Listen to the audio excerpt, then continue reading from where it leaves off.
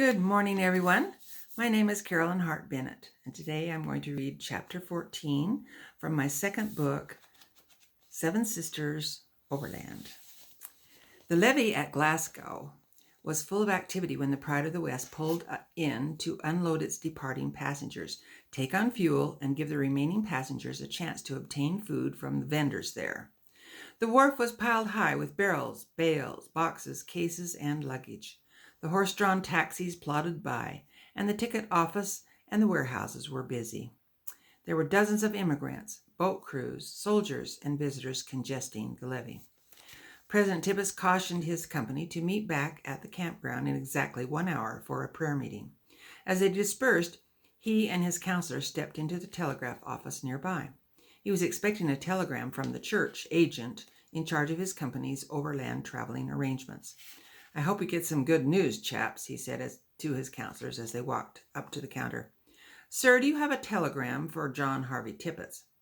"If you're the leader of the Mormons on the Pride of the West, I do," the clerk snarled as he flipped the telegram on the counter in such a way that it skidded off onto the floor. President Pinkerton retrieved it, and was about to issue a verbal attack when President Tippett lightly touched his arm to remind him that the saints were to turn the other cheek in this kind of situation. "Thank you very much for your kindness," he said with a forced smile. When they got outside, Tippett read it aloud. "Just received word there are 100 passengers boarding the Pride of the West in Glasgow. Stop. This necessitates your sending 100 of your saints on the less crowded Saluda due to arrive there this afternoon. Stop. It should take your group the rest of the way to Omaha. Stop. I'll meet you when you arrive in Lexington. Stop. President A.O. Smoot." "Why, I know A.O. Smoot," Tippett exclaimed. "We were neighbors in Nauvoo and helped work on the temple together. He was there when they drafted me for the Mormon Battalion in '46. He would have joined us in our march to San Diego, but he stayed back to be in the leadership at winter quarters. Since then, I know he's had a lot of experience getting saints to Utah, and even though I don't like the idea of dividing up our company at this point, I will comply with their directive." Now President Tippett's problem was how to break the news to his company. He would have to let the Spirit guide him. At the prayer meeting, George led the opening song requested by President Tippett. "Should you feel inclined to censure faults you may in others view, ask your own heart ere you venture, if you have not failings too." To everyone's surprise, President Tippett led the prayer. He took a deep breath before starting. "Dear Father in heaven," he paused, "we humbly and gratefully thank thee for our safe travel across this beautiful promised land, which thou hast given us for our Zion home. We ask for thy continued protection and blessing as we now divide this faithful company into 2 groups to travel the remaining portion of our journey to Florence." The saints started to fidget, and their eyes began to pop open in wonderment at the unusual prayer being offered. "Please bless these, thy beloved children, to be obedient in everything thou askest them to do. In the name of Jesus Christ, amen." The saints mumbled a half-hearted amen as they stared at President Tippett with questioning eyes. "Brothers and sisters, I have just received a telegram from President A.O. Smoot, who is the church agent in these parts. He wants 100 of you to volunteer to leave the Pride of the West and enter into another steamboat named the Saluda to finish this leg of your journey." "Why would he ask us to do that?" questioned a visibly upset Sister Nightingale. "The telegram just says we have to vacate 100 places to accommodate 100 unexpected passengers who will be boarding at Glasgow. Could any of you find it in your hearts to honor this request?" There was an uncomfortable silence, and no one moved. Then Eleanor felt compelled to jump up and announce, "The 7 sisters will gladly obey this request." President Tippett was suddenly filled with appreciation for this action on the part of Sister Wise, and he smiled with nervous relief that she had broken the tension. Her sisters' jaws fell open, and they looked at each other in astonishment. When it sank in that they would be leaving the safety of their entire company and entering another steamboat, with who knows what kind of traveling companions and conditions, they were not so sure they were glad she had volunteered them until Caroline hopped up and added, Yes, we will gladly accept this calling. Caroline looked at her sitting sisters and gave them a little head toss as if to say, "Get up here, sisters." The other four sisters obliged by scrambling to their feet and helping Linda May rise up with her baby in her arms. If Eleanor and Caroline were willing to go, they guessed they were too. My family will go, said Jessie Jobson as all 10 of them arose. President Tippett was becoming encouraged. Fathers could be seen discussing the proposition with their wives and children, and soon family after family began to stand up, along with several returning missionaries, until President Larkin counted 100 volunteers and had scribbled their names in his ledger. "I will be going with a Saluda to oversee their travel," announced President Tippett, "and Presidents Larkin and Pinkerton will stay here with the larger remaining body of saints." This was news to Pinkerton and Larkin, but they were glad they didn't have to deal with a new captain and crew in unknown conditions on a different steamer.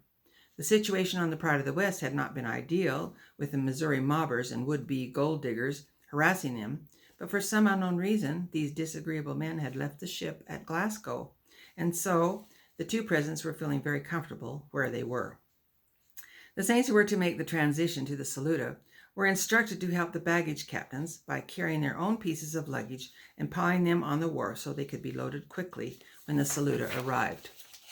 Marcus and his captains found each piece of luggage and pulled it out of the stack to give to the departing saints. When Susanna finally stood before him, he gathered her two hands in his and spoke softly but earnestly. "Susanna, I want so much to go with you on the Saluda, but I've been asked to stay with the main body and oversee their greater luggage needs. I will see you in a few days when we get to Florence. Please keep yourself and the twins safe." Then he leaned close to her ear. "Remember that I love you." "And I you," she said quietly. He squeezed her hands lovingly, not daring to take her into his arms and press her to him as he longed to do. Susanna left the boat with tears in her eyes, but joy in her heart, knowing Marcus had professed his tender love for her once again. She felt surprisingly calm as she led the twins down to the waiting area on the wharf. The sisters were hoping their new steamboat would, at the very least, have a better clientele on board, and maybe be a newer, better ship than the one they had just disembarked. As they waited around on the wharf for their new steamboat to arrive, they studied the makeup of the fellow saints who were transferring ships with them. Eleanor felt very safe having President Tippett with their group to lead and protect them. He had turned into an exceptional leader, in her opinion, and in such a short amount of time, too. Lavinia was, of course, delighted to learn that several missionaries, including George, would be going on the Saluda. When Eleanor was the first to volunteer to change boats, Hugh Clotworthy knew he and his wife Jane needed to volunteer also, so she could be near Eleanor's nursing care.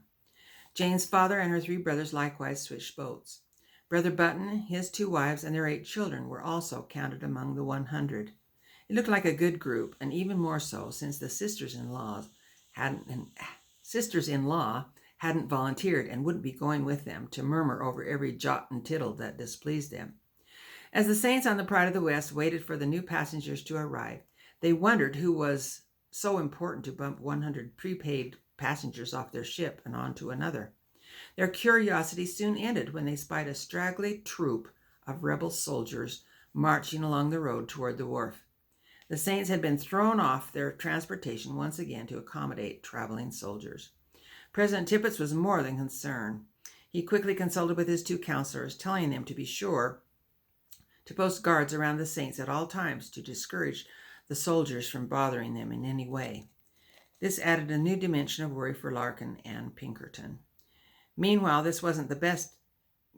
maybe this wasn't the best end of the deal after all. The Saluda saints were still waiting on the wharf when the Pride of the West pulled away from Glasgow with her new passengers on board. The 7 sisters waved with the others, teary-eyed to be parting from those they had grown to love so much on their travels together. It was another half hour before they saw a steamboat churning up the river toward the Glasgow wharf. This had to be the Saluda. As it drew closer, their hopes for a newer and better riverboat were dashed. The Saluda was even more run down than the Pride of the West. It looked like a rattle trap. At least the Pride of the West had a new coat of paint on it. The Saluda was loaded with bales of cotton stacked so high that the steamer funnel couldn't be seen. and the weight of the bales forced the hull 2 or 3 feet lower in the water than usual, which probably added to the burden of the engine. Was there any room for 100 passengers? President Tippett and the Saints watched in dismay. The bales would definitely have to be unloaded before any more people could squeeze on board. The moment the Saluda landed, colored roustabouts went to work doing just that. Captain Francis T. Belt, who was part owner of the Saluda, along with his partner Peter Conrad, couldn't do much business carrying travelers anymore, but he always felt pressure to book passengers if the opportunity presented itself. His frequent saying was, "A docked steamboat generates no income." So when he had a chance to pick up 100 deck passengers at Glasgow to take to Omaha, he was more than eager to accept them, even though he knew his ship wasn't in the best condition. Deck passengers didn't bring as much money as cabin passengers, but they didn't require as much attention either, and he could still stop at the levees along the way and unload the goods that were on board, making it a very profitable trip. While the Saints were waiting to be inducted, Captain Belt left the Saluda with Mr. Conrad to visit his old friend, Harley Brackman, who worked at the levee office. The Saluda had 6 extra casks of molasses they hoped to unload in Lexington, and they needed to sign some papers. "Captain Belt, you old river rat," said Harley with a grin. "I haven't seen you for quite a while. I didn't know you could still paddle your boat up the river this far. You must be a religious man." "Religious man? Hell, I ain't no religious man," Belt scoffed as he relit a half-smoked cigar from his pocket and puffed clouds of smoke into the room. "Well, your prayers must have been answered, or you'd never have made it this far in that old bathtub you're navigating." "What are you talking about? My ship here runs better than a new one does, and has at least another 3 or 4 good years in her till I have to sink her permanently." "Don't let appearances fool you, Harley. She's due to be painted in October." "You can cover up a multitude of sins with paint," he chuckled. "I've made record time this trip. I'm still the master of the Missouri, and I'll put my ship up against any I've seen on the river today." "You're saying that now, but you haven't made it around the Lexington Bend yet." "That's the real test of a steamer, to make it around that horseshoe bend with its treacherous crossover currents. There's been many a ship that has wrecked there in the last 5 years because of the contrary currents that swirl and boil underneath." "I can do her, don't you worry yourself about it. Just remember, of all the variable things in creation, the most uncertain are the actions of a jury, the state of a woman's mind, and the condition of the Missouri River." The 3 roared loudly. Belt continued to brag. "Why, I made a bet just last week with Captain Zollinger of the Livingston that the Saluda could carry as many bales of cotton as would load 3 sailing vessels of like size, and still have room to spare. And when those darkies get it unloaded today, I will have won that bet with my faithful old hunk of junk." "I'm impressed, Captain," Harley praised. Then he turned to Belt's partner. "What about you, Conrad? Doesn't it make you a little nervous?" "I just co-sign the checks and tend the bar on board," he said. "I leave all the big decisions to Captain Belt. And that's how we've gotten along all these years." They all laughed heartily and finished signing the papers. After the Saints loaded their baggage on board, they were given some more bad news. The hold was too full to accommodate their bags, so they would have to stack them on the deck where the roustabouts had just unloaded the hay bales. This would cut down the already small space they were given. They had room to sit, but lying down would be impossible without getting into a curled-up position. Now that they were on board, they were even more unimpressed with what they saw. The deck looked as if it had been loaded and unloaded with all kinds of commerce, without the least degree of care for cleanup afterward. There were rocks, dirt, cotton, straw, strings, pieces of wood, and any other number of sundry bits and fragments of unidentifiable matter on the deck. There were scrapes and gouges in all the railings and posts, and the outer walls of the staterooms had curling paint on them, or no paint at all. The splintery wooden deck was warped and hazardous to walk on. What was once a riverboat for passengers had been turned mostly into a packet boat, probably because it wasn't very desirable to travel on anymore. If the average life of a steamboat is 3 or 4 years, this one has to be more like 6 or 7 years old, remarked President Tippett to George. who had now assumed the luggage captain duties from Marcus. "I don't have a good feeling about this crate." The Saluda was indeed more than 3 or 4 years old. She had sunk 5 years ago and was under water for several months before salvagers raised her up and floated her to St. Louis for repairs. Inexplicably, she still had the same engine and boilers as she had before, making her an old vessel by any standards. She did, however, have an adequate crew with 10 officers, 12 crewmen, and several firemen. The 100 Mormons on board brought the passenger count to 175. The original 75 Saluda passengers were located mostly in the first-class cabins, with a few on the foredeck and some below in less expensive arrangements. The Saints were again relegated to third-class accommodations, which were at the rear of the ship. When the Saints filed past the deck lounge, they could look over at the first-class passengers who were enjoying the afternoon with food and liquor. One distinguished-looking gentleman at a table had 2 large English sheepdogs sitting at his feet, which immediately caught the attention of the twins. "Phoebe, look at those fluffy dogs," said Fanny. "They look exactly the same." "Good afternoon, sir," ventured Phoebe. "Are those dogs twins?" The man began to laugh. "They are from the same mother, but were born a year apart." Then he did a double take when he realized he was talking to actual twins. The twins could tell by his accent that he was English. "We're from England too," said Fanny. "My name is Sir Evelyn Percy Towle III, from Sussex. And yours?" "Phoebe and Fanny Watts from Whittington. What are your dogs' names?" "Buster and Benji." "I like those names," said Phoebe.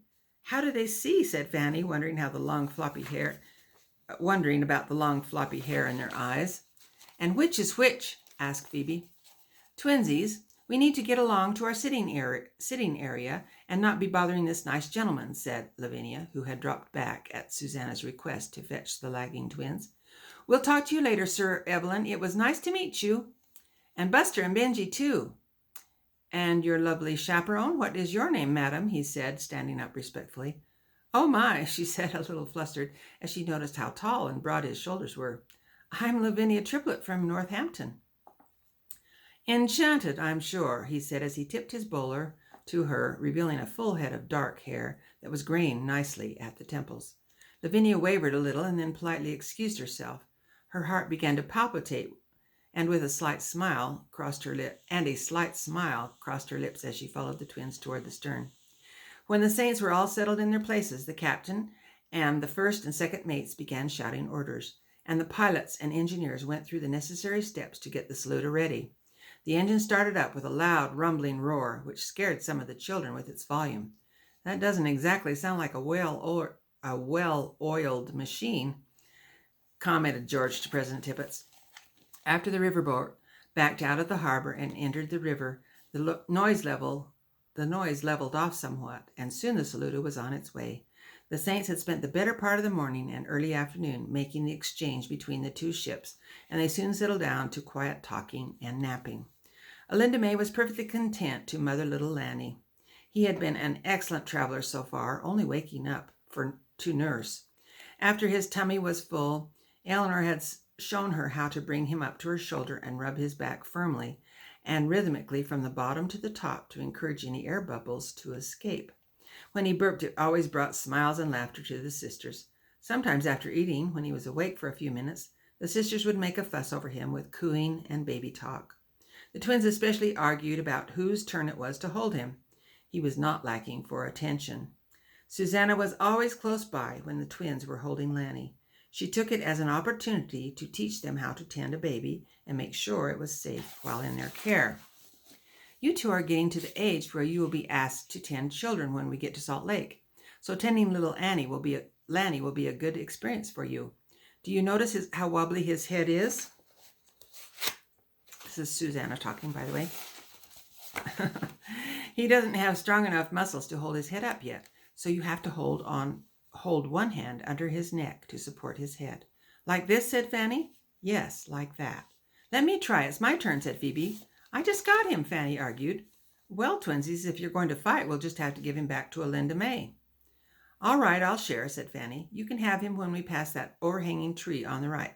"But that's a mile away," Phoebe grumbled. "Susanna!" Susanna didn't feel like getting in the middle of their fight.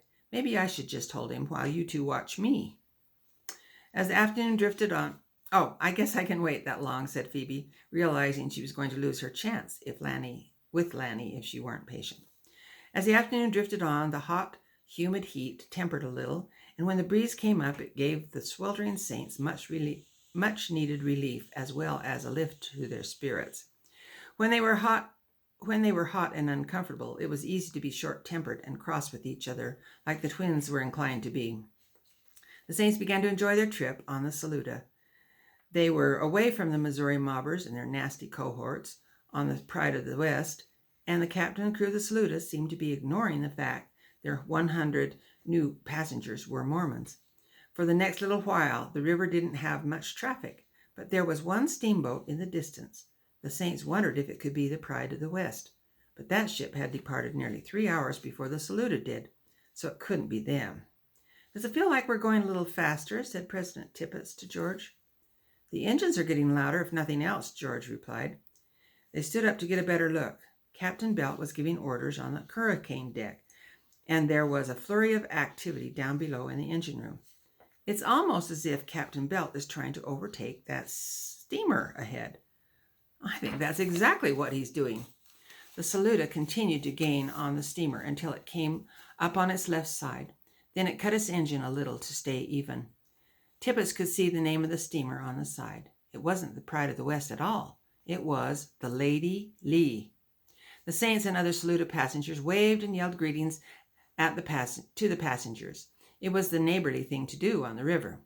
The saints could see the Lady Lee was decidedly a newer, nicer vessel than the Saluda, and its passengers weren't the loud-talking, beer-drinking, or expectorating type, like the riffraff on the steamboat they had just left.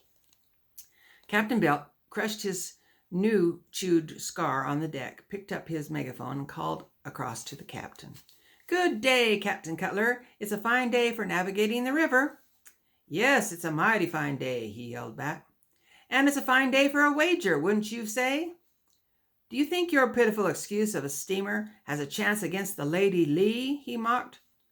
"Only a contest will tell," tempted Captain Belt.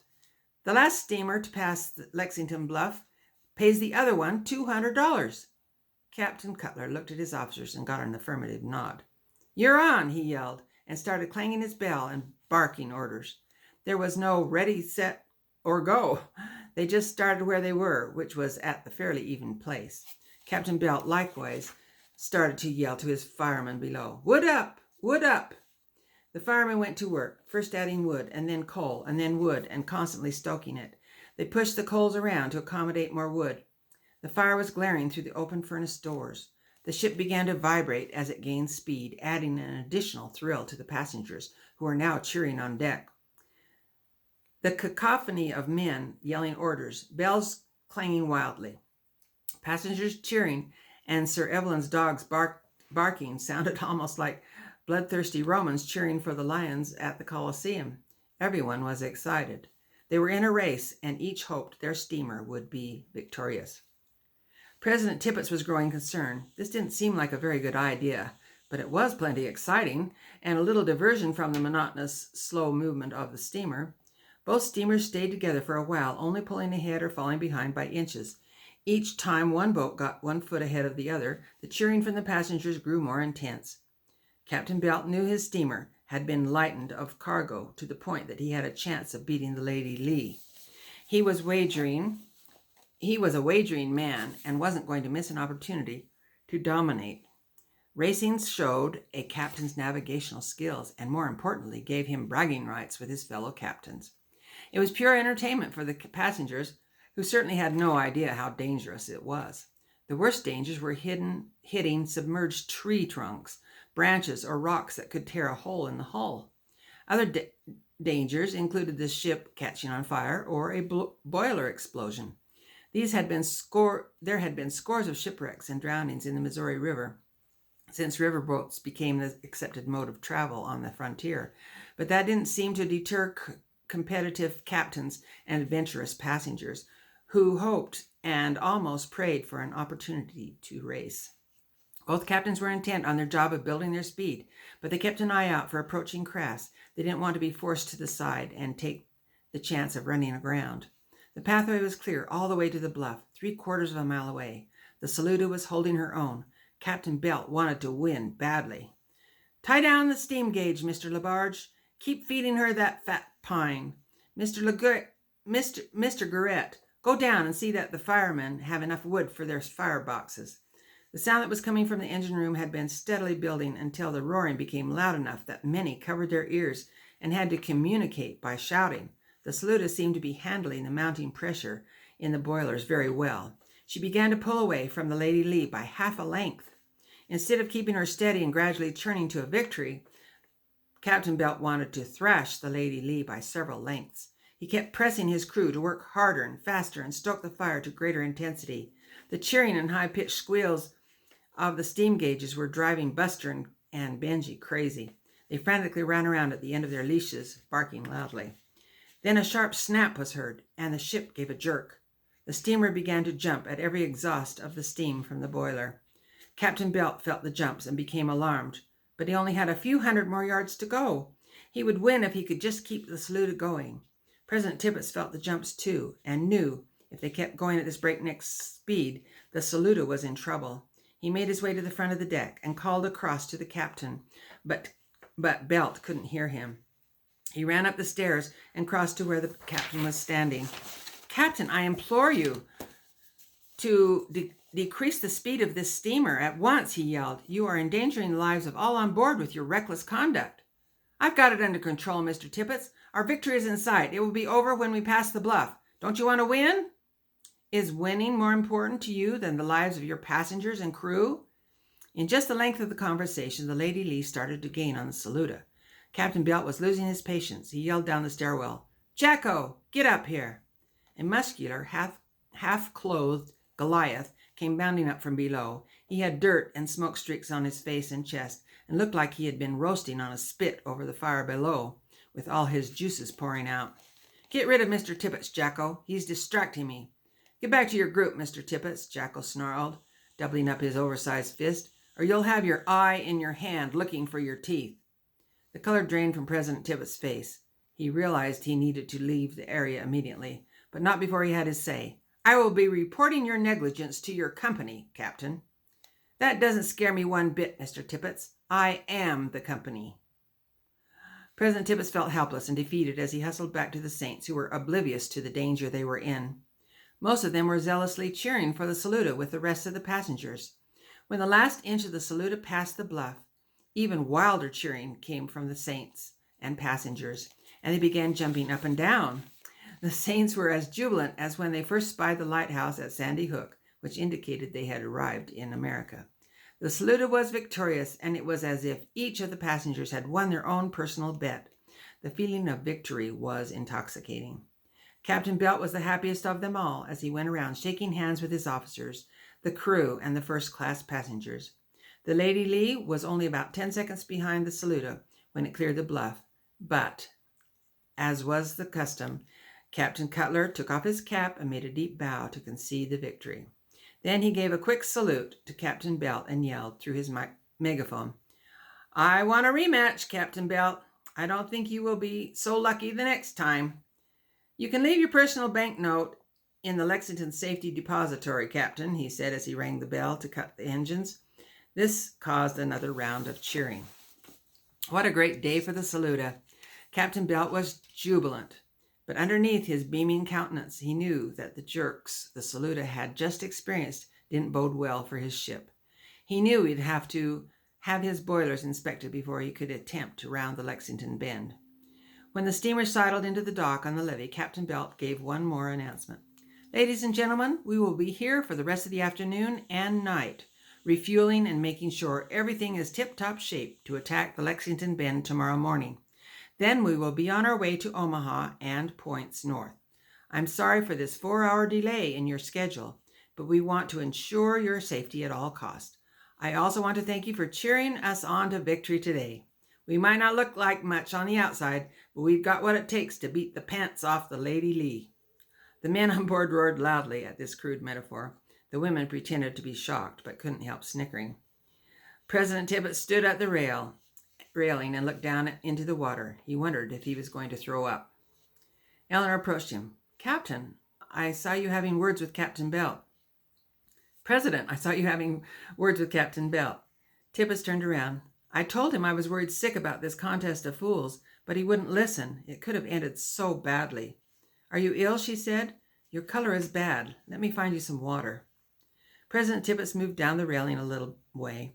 It was less than a minute before she was back with a brimming cup. He drained it quickly. I'll be all right, he said. It's just that I'm responsible for this company's safety, and I don't want anything bad to happen that I can prevent. If Captain Belt is this responsible with the lives of his passengers, I don't feel good about traveling with him any farther, but I don't know what to do. I've been instructed to sail with him all the way to Omaha, he continued, pouring out his feelings. Whoever inspected this craft to see if it was a fit vessel to transport our saints, and then reported to President Smoot that it was, must have either been blind or derelict. I'm sure President Smoot will take your recommendations. I hope so. Thank you for the water, Sister Wise. I'm feeling better. He made his way to the front of the saints and cleared his throat to get their attention. Brothers and sisters, it looks like we will have the rest of the afternoon and evening to spend here, so we need to get some food in our stomachs. We will give you an hour to purchase some food, and then we will meet at the campground on the other side of the warehouse for a prayer meeting at 5 o'clock. As the twins started down the gangway, they couldn't help talking about the race. That was the best part of our trip so far, said Fanny. I hope we get to race again before we get to Florence, Phoebe enthused. I think once was plenty, said Lavinia. My constitution can't take all that excitement. A number of the cabin passengers and several others didn't like the idea of having to spend 4 hours of daylight travel time docked at Lexington, and since they were already close to their destinations, they disembarked there to finish their journeys overland. Captain Belt could see his profits slipping away. He couldn't afford any more time to repair the Saluda. His ship would be ready tomorrow morning without fail. That's the end of chapter 14. Over and out.